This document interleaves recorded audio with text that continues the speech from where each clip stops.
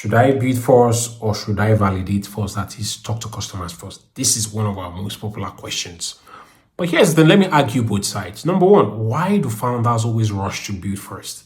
Here's the thing, the patterns in startup history. Founders have always listened to people like Steve Jobs, Elon Musk, Facebook. Most of these guys got popular in their building phase. Right? It was a product they built. In fact, Steve Jobs has been quoted as saying, you don't tell customers, do not tell me what they want. Don't tell them what they want because you don't know what they want. So you have founders who have that visionary bias. They believe customers do not really see the truth. You have to give them that product. And there's another number two thing again, which is the language barrier. A whole lot of them also believe that validation, that is going to the field to speak to customers, talking to them on the phone, blah, blah, blah, the language alone is weak. It can't capture what they really want. They try to see what they want, but they don't see. And also that, some of them are not very truthful. I have people like, is this Sutherland, the marketing, scholar, who said that people just write on surveys what they want you to believe, don't really see the truth. So some of these founders have this sentiment. However, in Adaptonia, we have something called the MOM test that people do. You use unbiased frameworks to extract unbiased answers from interviewees so that they tell you the truth. And there's also another thing, which is action orientation.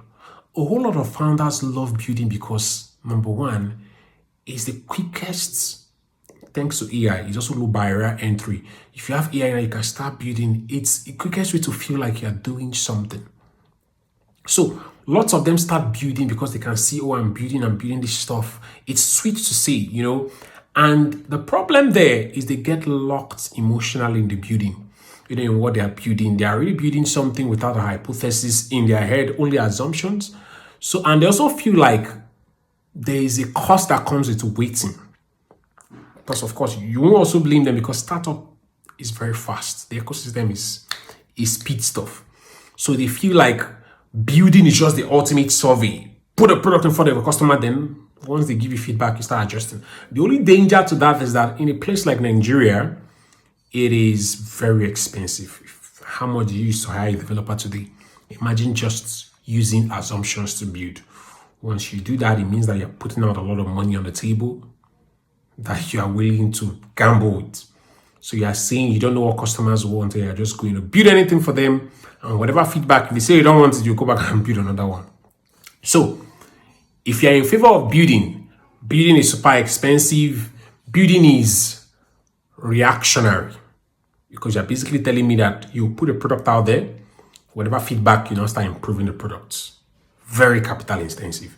Validation, on the other hand, some people against it to say things like, it's too slow, it's too this, people don't see the truth. If you speak to customers, they might lie and things like that. So that is it. But however, even in favor of validation also is structured and it is super smart. It informs, you make educated guesses.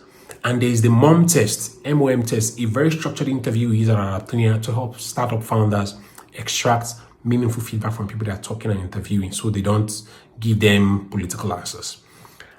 However, let me give you guys the structure we use. There's a middle ground we actually use that favors both parties.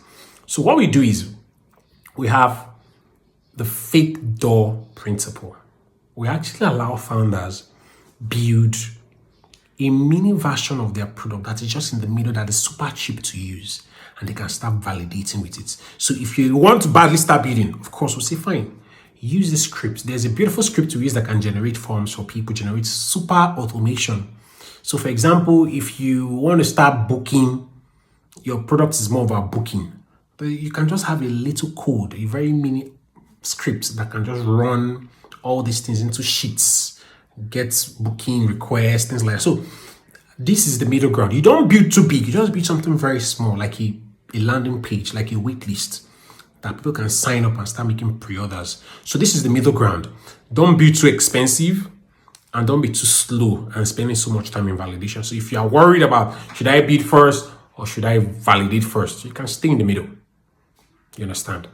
However, being a Nigerian that you are, I would always recommend validating, then quickly using a lean method, which is the middle ground. Cheers.